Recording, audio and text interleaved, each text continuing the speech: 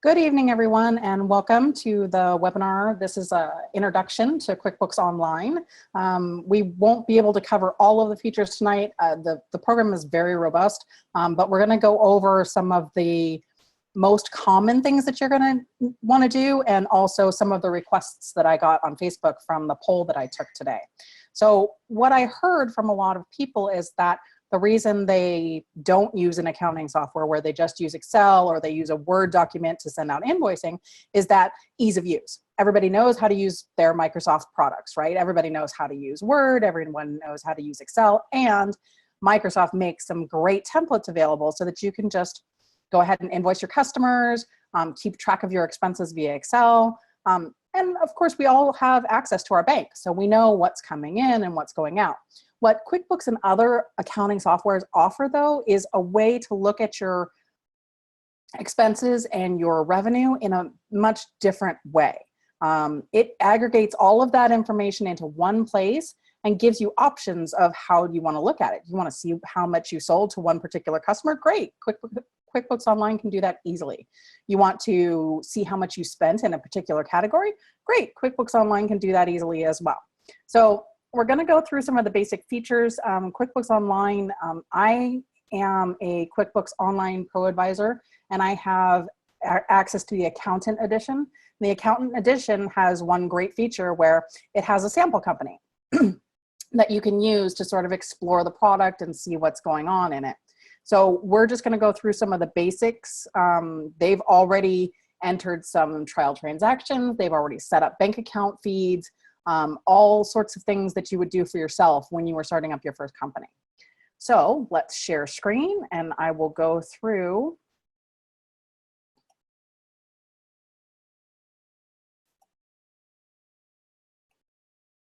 All right, so now you should be seeing the QuickBooks Online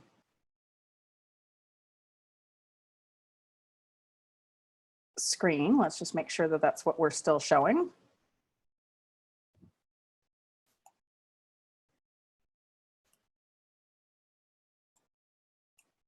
All right. So this is the, if you're being blocked from seeing some of the features on the screen, you can minimize the picture window up in the right-hand corner. There are some buttons and features that we're going to be going over that are available from right underneath where that box is. So you might want to go ahead and minimize the picture window just for while we're doing the share.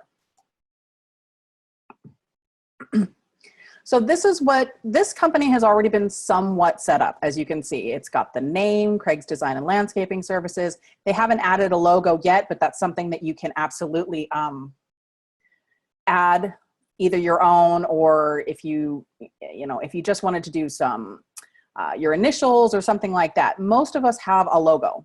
Most of us have a logo that we've designed. And once you add the logo into QuickBooks, then you can use it across all the platforms. So you can put it into your invoicing, you can make it a part of purchase orders if that's something that you do, and it'll show up all across QuickBooks Online to brand yourself, which obviously we all want to do. Oops. And it just logged me out. I've been online for a while here. So let's go back in. Let's stop the share for a minute while I fix this. My apologies. I had it sitting here waiting for us to get started and obviously left myself logged in for far too long. So once again, if you do leave yourself logged in for too long, it will log you out automatically. So there's no fear of getting your of somebody coming in and having access to your QuickBooks Online that you don't want. You can set the timeout features. I'll just go back into my sample company here.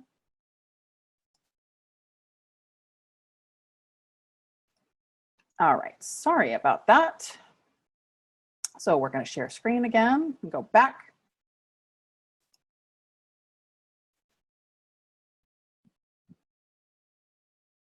All right, so up here on the right-hand side, you'll see this plus icon and this gear icon. The first thing you're going to want to do when you get set up, and QuickBooks Online actually takes you through a setup process where they walk you through the steps that you need in order to set up your QuickBooks. And it'll tell you as if you go in and you activate a new subscription to QuickBooks Online, it'll tell you what you need as you go along the way. It'll tell you that you need your company name, you need a tax ID. So your tax ID is either your social security number if you're a sole proprietor, or it's your IRS tax ID number, your employer's ID number. Usually it's 2 numbers and then a dash, and then the rest of the numbers in a federal tax ID versus a social security number, which is 3, and then 3 numbers, then a dash, 2 numbers, then a dash, and then 4 numbers. So they're the same exact length. So each one is 9 characters long, but it's just in a different format. So that's going to be here under account and settings. Once you've walked through their process, they're going to ask you for what tax form do you file. If you don't know that, your CPA should be able to give you that information, or your bookkeeper should be able to give you that information fairly easily. But if you don't know, you don't have to, it doesn't make you stop there. You can always come back and fix it later. However, if you give yourself a half an hour or 45 minutes and pull together all of the information you need, you should be done in no time at all and get yourself moving along. Think about 6 months worth of data entry that you might have to do. One of the things I'm going to show you is the features with the bank feeds that help make data entry so super simple. QuickBooks will recognize transactions and company names, and they'll start filling those things in for you automatically. So first you're going to go to Account and Settings. And as you can see here, it walks you through the whole thing. Here's the company name, which you can change as needed. Here's the legal name used on forms like 1099s. If you're doing business as Craig's Design and Landscaping Service, but really you're a sole proprietor, your 1099 needs to be your legal name. So it would have to be Craig Stevens or whatever this gentleman's last name is. And then you would have to put in your EIN or your social security number. QuickBooks Online uses bank level security features, so I don't worry too much, but as a general rule, I don't like putting social security numbers into QuickBooks Online or any other online service unless it's for a reason. In other words, to generate 1099s once a year, absolutely, I put the social security numbers in, but I normally try and take them right back out again. So here again, here's another place where you can do the company logo, which is shown on sales forms and purchase orders, as you can see. EIN or social security number, put it into so EIN, again, it shows you the format, 2 numbers and then 7 numbers for a total of 9. Or social security number, again, the format we're all used to, the 324.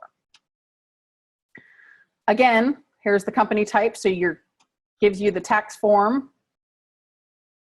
Oops. It gives you a choose your own. So this is actually a fairly straightforward. If you're a sole proprietor, it's a 1040. If you're a small business corporation, it's a Form 1120S. So it gives you these options, but again, one quick phone call to your CPA or one quick email to your CPA should give you that information very shortly. Industry, if you start typing in your industry. So in this particular case, they're landscaping services. So when you start typing in what your particular industry is, then it'll allow you to choose one of these options. Okay, and then of course you'd cancel or you'd save. Company email. So this is the first email address here is where QuickBooks can contact you. So if you're having problems with your account or something's going wrong, this is where QuickBooks is going to send you an email. Now the customer facing email may be different. So say you have, your name. So be Craig at Craig's Design and Landscaping Services.com. But the email you want your customers to send and receive from is, info at Craig's Design and Landscaping Services, or orders at Craig's Design and Landscaping Services, or accounting, or whatever you want to do. So If you uncheck this box, it gives you the option to add a secondary email. This is the customer-facing email that will go out to all of your customers. Also, you can put your phone number and your website here. All of that information will show up on your sales forms. Same down here with your address. Same schema here is that your company address may be different from your customer-facing address, may be different from your legal address. So there's 3 different places where you can put this information in. Right? Address where customers contact you or send payments, which is shown on your sales forms, and legal address, which is used for filing taxes, just in case those 3 addresses are different. Maybe your company address is 123 Sierra Way in San Pablo. Maybe your customer-facing address is a PO box. Maybe your legal address, if you incorporated it in another state, maybe your legal address for service of process is somewhere else, right? And then of course at the bottom, communications with Intuit. Intuit always wants to market you other products and services. You know, they're going to want to sell you on their credit card processing, their payroll, all sorts of things. So that's where you can change your marketing preferences. All of this is in account and settings. Sales deals with the way you customize the look and feel of your forms. Now, this is way more advanced than we have time for today. You can customize the look and feel of your forms in so many different ways. QuickBooks, just like a lot of the other places, has the option to import templates. Like, they offer different templates. So if you just don't want to bother with it, you can find something that sort of matches your look and feel, your branding. It's right in there, all available for you.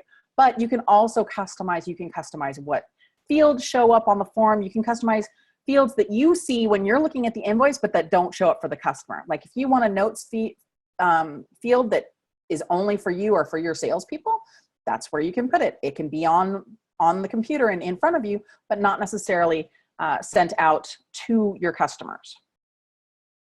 Sales form content. So again, here's a bunch of different things: custom fields, transaction numbers, service date, discount.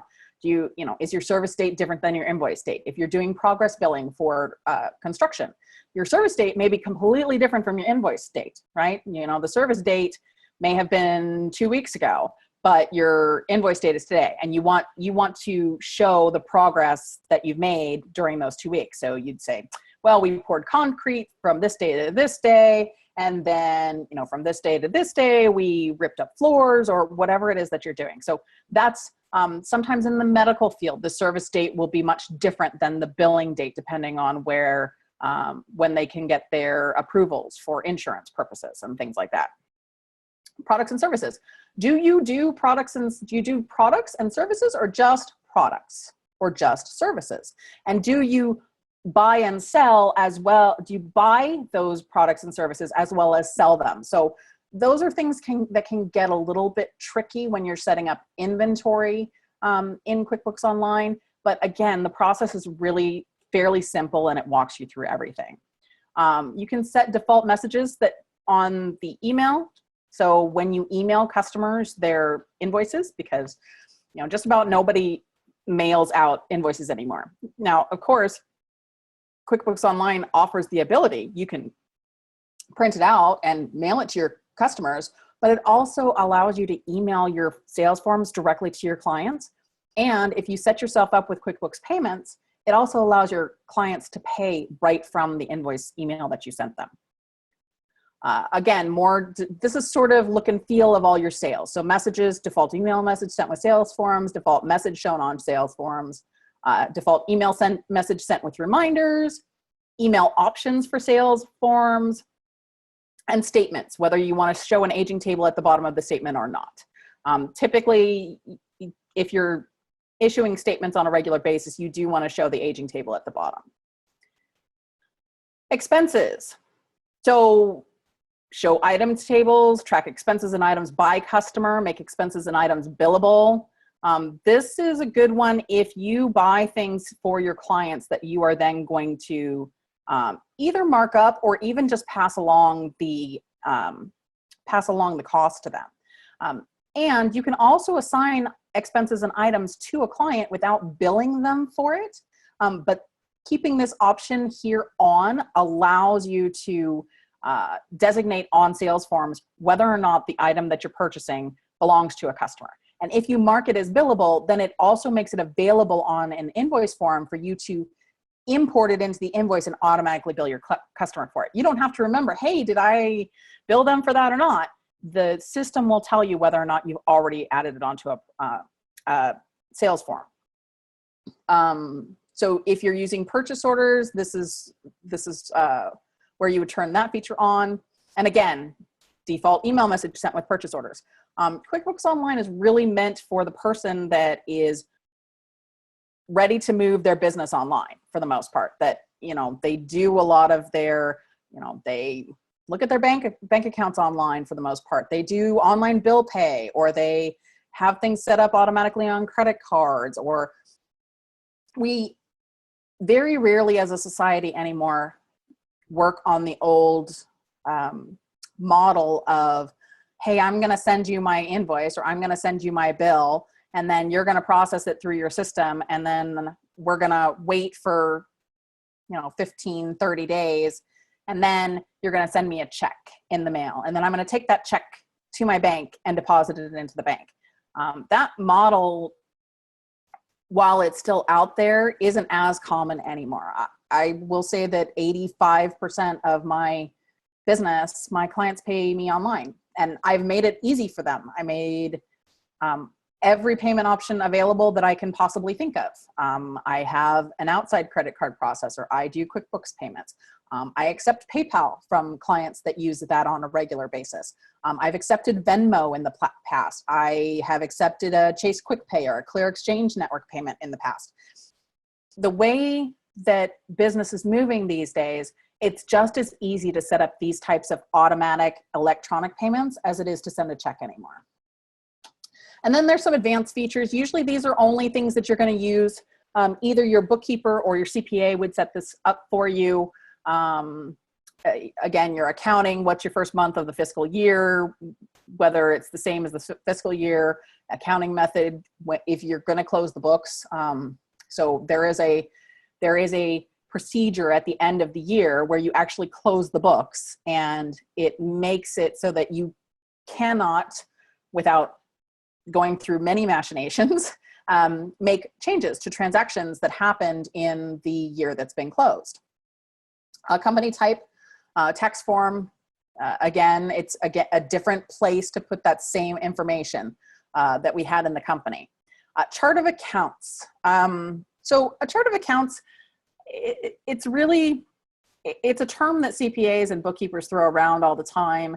And I know some people are unsure as to what that is.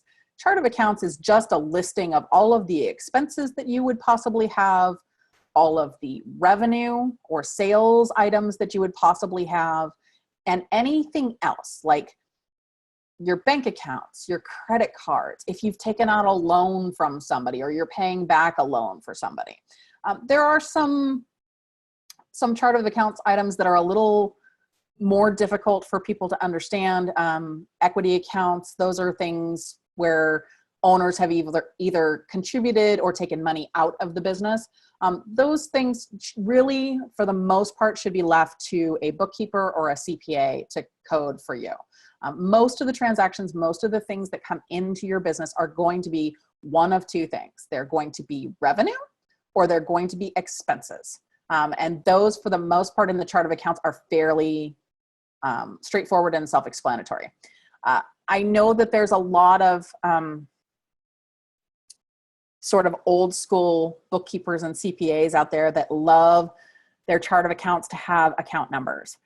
They were used to a particular system where all of the 1000 series were revenue items, all of the 8000 series were insurance items, where they have sort of a structure for the way that they like to see account numbers. If you don't enable account numbers, QuickBooks Online will automatically put your chart of account items in alphabetical order. And I, for one, don't think that there's anything simpler than that. QuickBooks is also intuitive. So if you start typing something, QuickBooks will bring it up. Where when you enable account numbers, occasionally, if you don't know the exact account number, it will not pull it up, even if you're typing the correct description. So tracking classes and tracking locations. This can be used interchangeably here in categories, track classes or track locations. I have a client that sells items, and she likes to track the different classes of items, right? So let's say you have a widget and then you have a, a cable. And so she wants to know how many widgets she sells versus how many cables she sells, right? So that's an example of how you would track classes. If there were particular categories within your business model that you wanted to track, say you have a service-based business and you want to track billable hours versus flat rate pricing, or you wanted to track revenue that you gained from doing events versus revenue that you gained doing coaching, right? And then the track locations again would be if you want to know, if you have multiple locations and you want to know what revenue did I bring in for this location, which expenses did I bring in for this location. This is usually when you get to be pretty big, and it all depends. So my personal philosophy on accounting is that the more complicated you make it, the more complex it is, the less likely that we all are to do it, right? I know for myself, if it's not easy, it may or may not get done. And most of the time, we force ourselves and we put ourselves, we make ourselves do that. But especially if accounting is not your forte and it's not your strong suit, keep it simple, sweetheart. That, the old acronym KISS, just keep it simple, because if you don't, it won't get done. Automation is one of my favorite places to play.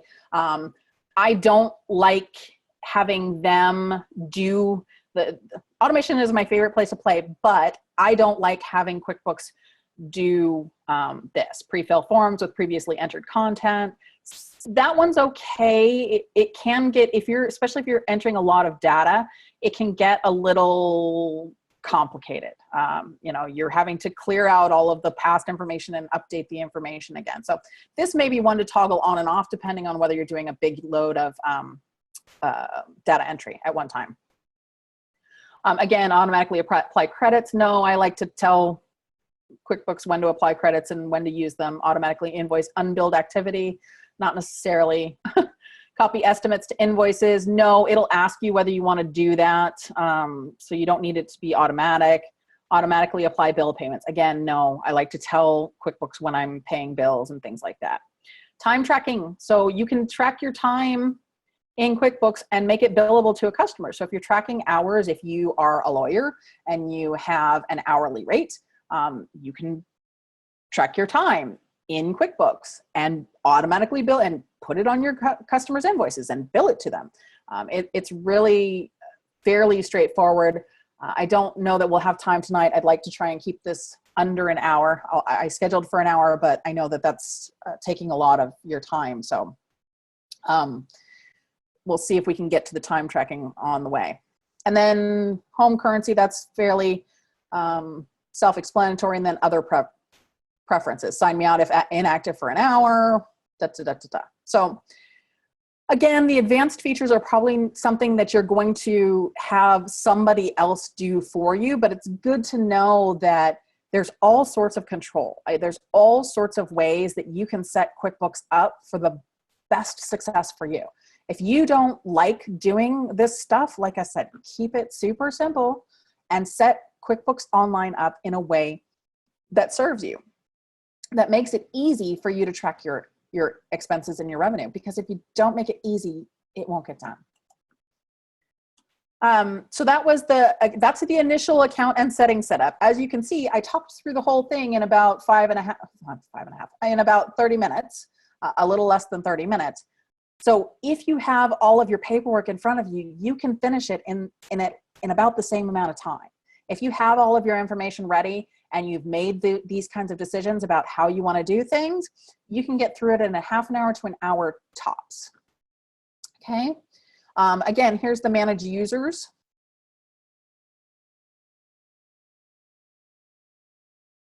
QuickBooks Online is great because it comes automatically with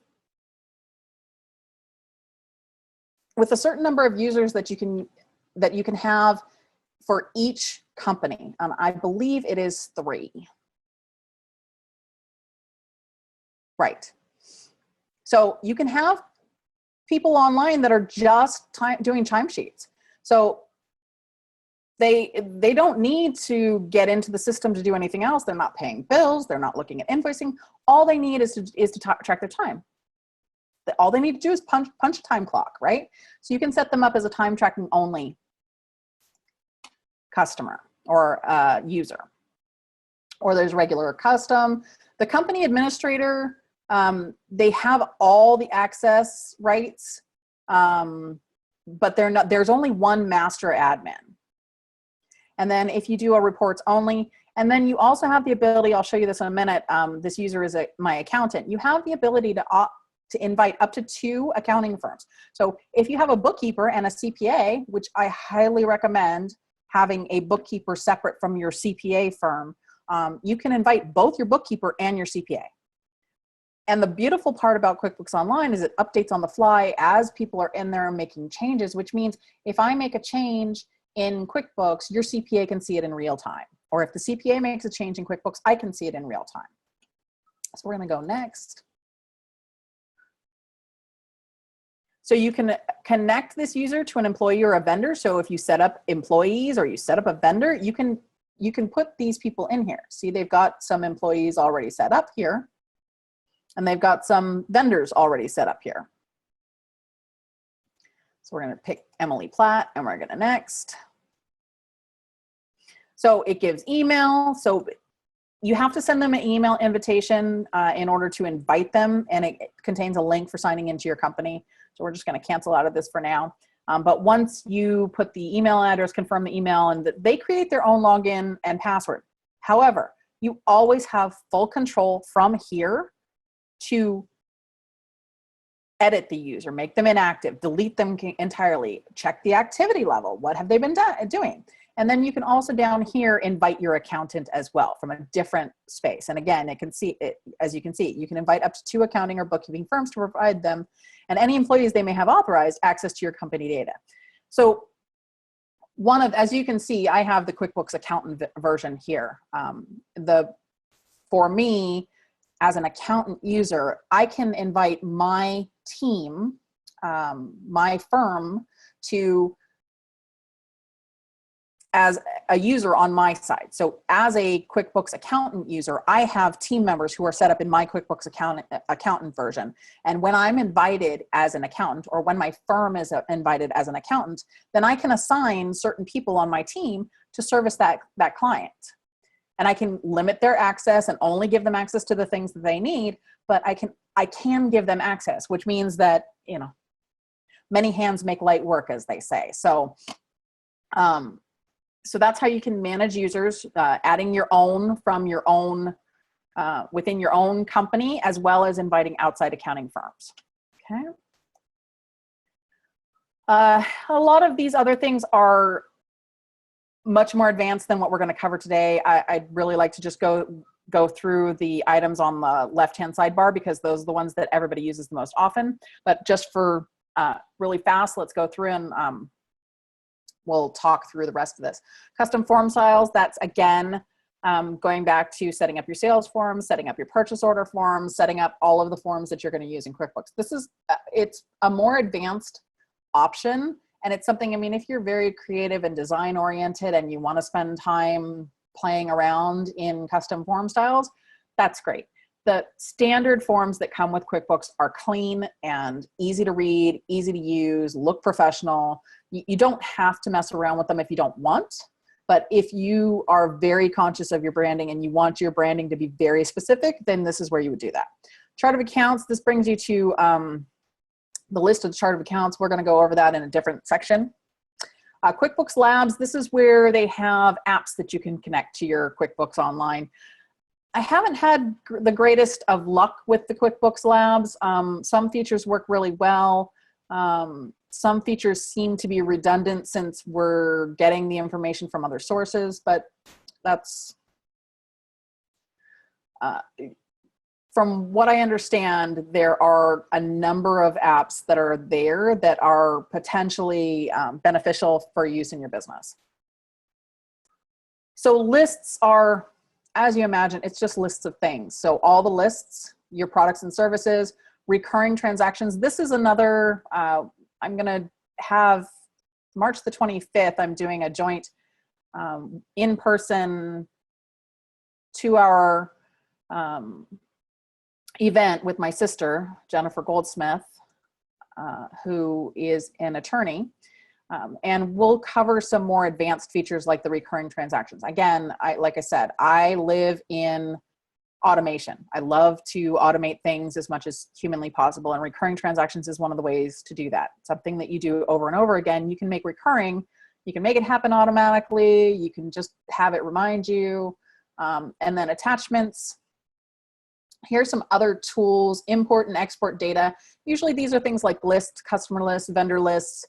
If you're converting from a desktop version of QuickBooks, though, they have a migration feature. So within the current versions of QuickBooks, desktop version, if you wanted to convert to a QuickBooks Online, they offer a tool right in the desktop version that will automatically convert you to the QuickBooks Online. Reconcile. This is balancing your checkbook, for lack of a better term. It allows you to go through and check off that all of the transactions that you expect to hit your bank account or your credit card account have hit during the month. Budgeting is, again, it's something a little more advanced. If you have at least 1 year's worth of data in here, budgeting actually will recommend what you did last year. And then that allows you to it allows you to track your progress against last year's. So it'll give you a budgets versus actual. So if last year you did $120,000 in revenue over the course of the year, well, QuickBooks Online is going to say, okay, great. That means you brought in revenue about $10,000 a month. Perfect. And then it'll put it into a spreadsheet format, for lack of a better word, and allow you to track throughout the year as you're recording your revenue and recording your transactions and your expenses. It'll allow you to track where you sit against your budget for the year. And then audit log. Audit log is something, again, that gets used a lot from accountants and bookkeepers. So a perfect example, one of my clients asked me to help with a family member of theirs. They've been using the desktop version of QuickBooks for a long time, and they run payroll. And somehow a paycheck got deleted out of their QuickBooks desktop version, which then meant that all of the W-2s were wrong for that particular employee, and all of the information was wrong. And we thought that the check had been deleted sometime in August, and we came to find out later that it had actually been deleted in June. The audit log was the only way I was able to find that.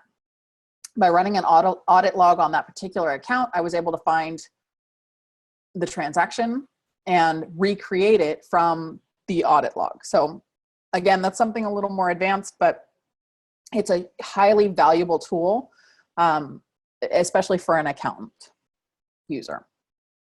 And then user profile, feedback, privacy, order checks if you're still writing checks, and if you wanted to sign out. This plus sign right here is where all of your transactions live, right? So we'll go through these on the left-hand side again, but if you wanted to create for your customers invoices, receive payment, an estimate, a credit memo, a sales receipt, a refund receipt, delayed credit, delayed charge, those are all right here under this plus button right here. Vendors. If you want to create an expense, write a check, enter a bill, pay your bills, purchase order, vendor credit, credit card credit, or print checks, all of that's here as well. Employees, payroll, if you're running payroll through QuickBooks, which is an option that's available. Single time activity, so this would be your timesheet. And we'll go through that in a minute too. And then weekly timesheet if you wanted to fill out a week at a time. And then we've got bank deposits, transfers if you're transferring money between bank accounts, or you're transferring money from a credit card to a bank account or vice versa. A journal entry, again, for the most part, this is either going to be something your CPA is going to give you or your bookkeeper is going to do for you. Statement, if you're going to generate a statement for a customer or a client, like I said, if you invoice over a period of time and their invoices are aging, you might want to issue them a statement. And then inventory quantity adjustment, if you're tracking inventory and you need to make an adjustment, this is where you would do that. So let's really fast go through some of the features. So first off is the home, and this is your dashboard. And you can customize your dashboard any way you want to. This is sort of walking you through the process. So they've connected in this demo sample company, they've already connected a bank and they want you to review transactions and see your profits. So for the most part, this here is a beginning sequence. It'll show you how see how much you're making, how you can start your invoicing, connect with an accountant, and add the finishing touches, right? Once you've gone through these steps, the setup guide, this is normally what your dashboard is going to look like. So profit and loss, it'll show you the income that you made. It'll show you the expenses that came in. It'll list your expenses in this pie chart where it says, oh, look, job expenses, maintenance, miscellaneous, and everything else. Your income down here will show how many invoices you've been paid, how many invoices are overdue, and how many invoices are just open. So maybe you just generated them. Also, we'll give you your sales for the month, showing you exactly what you sold during any given month. And then down here, of course, there's your tips. The main thing that you're going to do almost every day is the bank accounts here. You notice how they have four set up here. So when you click on these, it brings you to a screen that shows you all of the transactions on all of your accounts. Now, these transactions in here are going to be transactions that you have connected your bank account. So these three are connected, but if you noticed on the home screen, this last bank account is not connected. It says that this is the balance in QuickBooks, but it doesn't show these two. So when it shows a bank balance and an in QuickBooks, that's where you've connected the bank account to your QuickBooks, and it shows you what the bank is showing versus what you're showing in QuickBooks. And as you can see, when we came over here, it says success, you connected your credit card account. It's showing you all of your expenses, but it's recognized three. So QuickBooks will automatically try and match what you've done in QuickBooks to what's coming in through the bank. It will also try and match, once you've been using the system for a while, it'll try and match recognized deposits or recognized transactions. So these are all ones that you've done within QuickBooks. So you've already done the bill or the expense or the sales receipt within QuickBooks, and it's just trying to match what you've already done with what's coming in through the bank. Once you've been using the system for a while, what will happen is that it will automatically recognize the payee and the category based on what you've done in the past. So for now, we've got recognized expenses. You can select all of them at one time if these look like they're a match, if the number here matches and the payee matches here, then you can batch action and accept selected. Those are all done.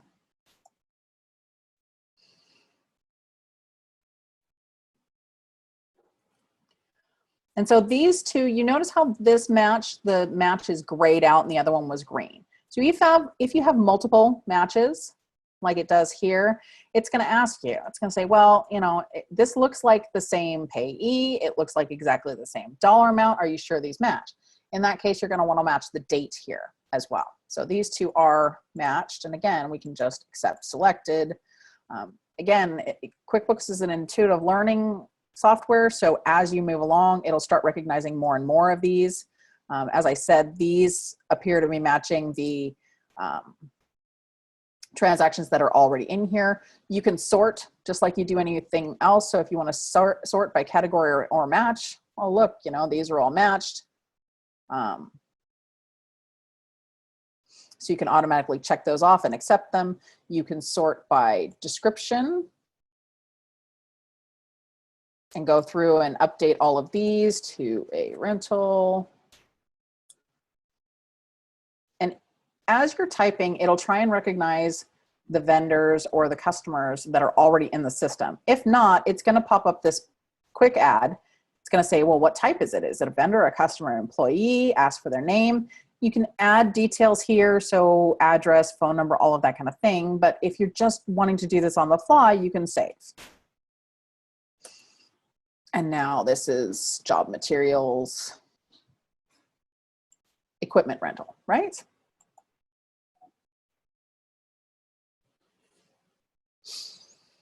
So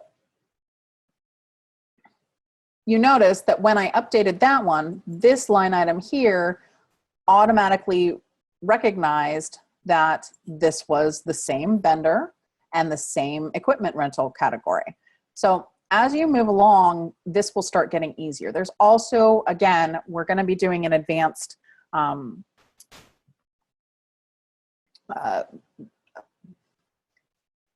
event on March the 25th, where we're going to go over some more of these in-depth concepts. And at that time, I can show you this, which is manage rules.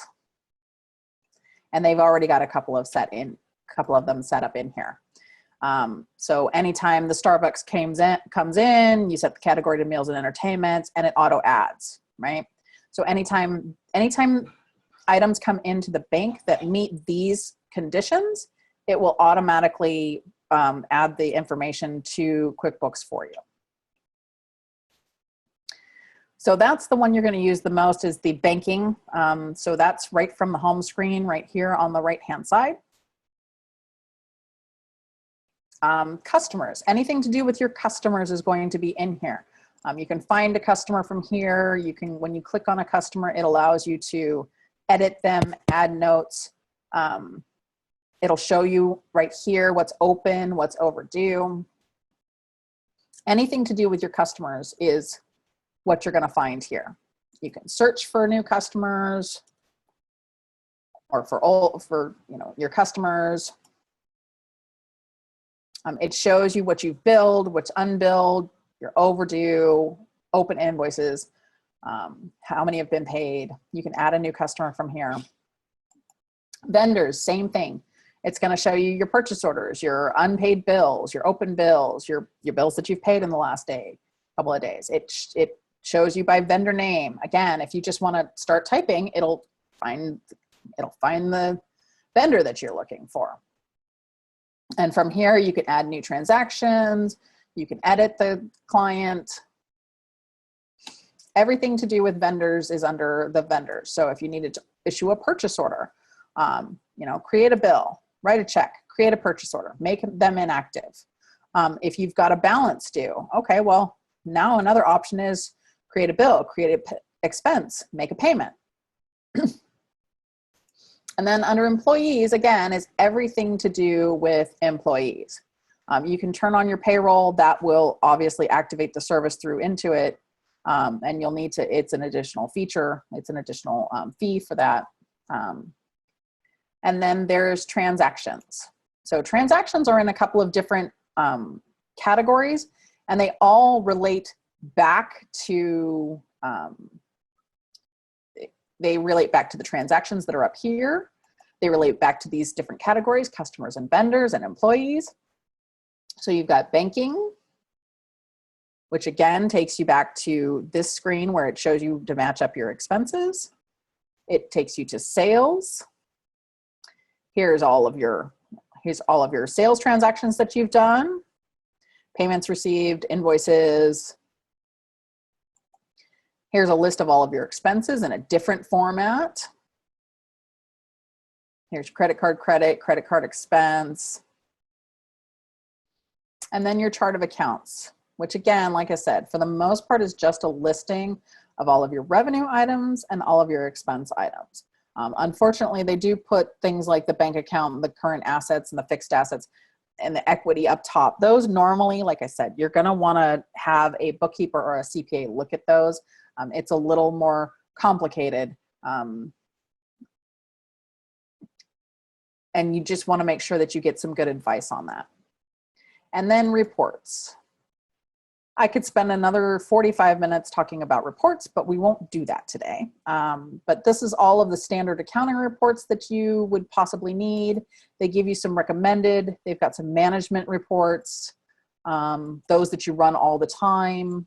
Customer, if you make custom reports, all of the reports. So this lists every single report you could possibly need, broken down by category.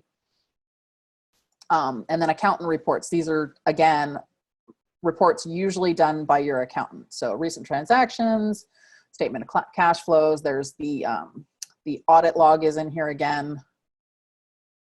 And then sales tax. If you do collect sales tax, QuickBooks Online can be set up to track the amount of money that you owe to the state for sales tax.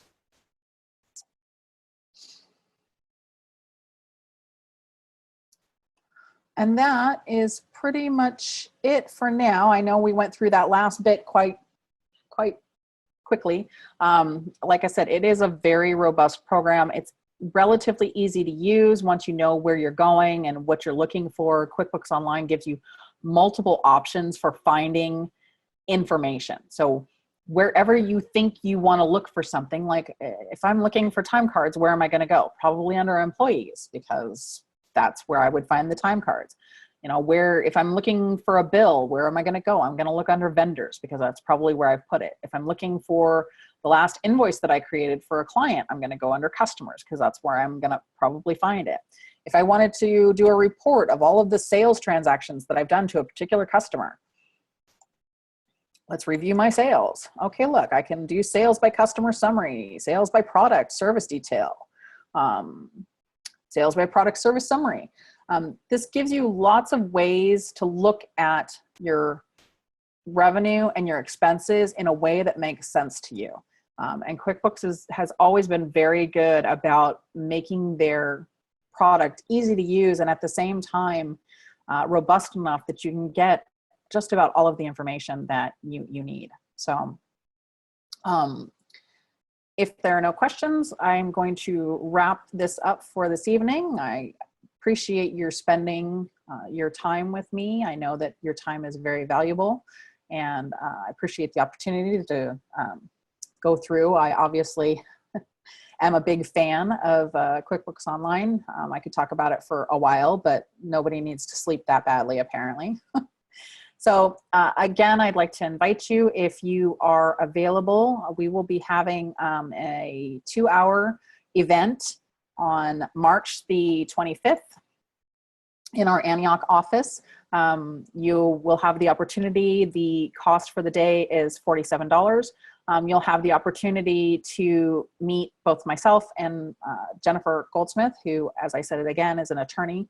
And as part of your entry fee, you will get a consultation with either myself or her, depending on what your business needs are, whether you're looking to do some wills and trust planning, or you're looking for legal advice for your business, or whether you're looking for bookkeeping help or setting up your QuickBooks Online. We'll be offering some slots for one-on-one personal care during that time. And again, we'll go through some of these more advanced features that I spoke about tonight in that 2-hour event. If you're interested, we will be sending out a link via our newsletter to sign up for the event. And if there are no questions for this evening, I will sign off.